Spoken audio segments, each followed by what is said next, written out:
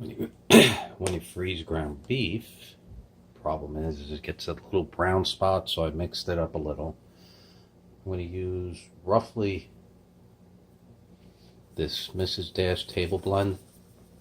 I want to use about a quarter of it. I have 4.99 pounds of ground beef. It was halfway. Let's just take the top off. Make it easier to work.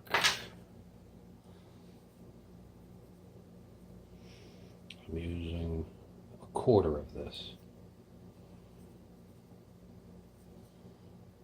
A little more. I got the other Mrs. Dash, but this is a table blend.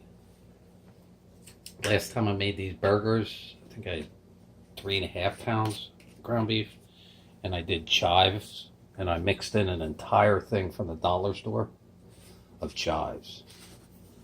Let me tell you, they were delicious. So we're going to do it again with chives, but we're adding a little something extra. All right, now comes the long part, mixing everything up. You got to mix that all in, and then you're ready to make burgers.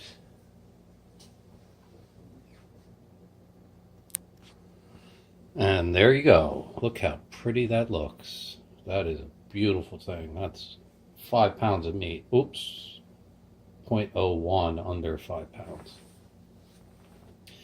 And if you want to see how to make the half-pound hamburger, only use Corel plates. Make a giant meatball, put it in there, press down real hard. Take the plate, get one of these Corel bowls, put it over the top. Take the meat, throw it back into there, and shape it, and then put it on some wax paper, throw it in the freezer, and then that's how you do burgers. I've done it once, I've done it before, so check out one of my other videos.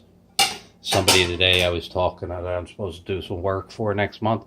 They're like, you did 6,000 videos? I said, no, I did 6,000 videos in a year and a half.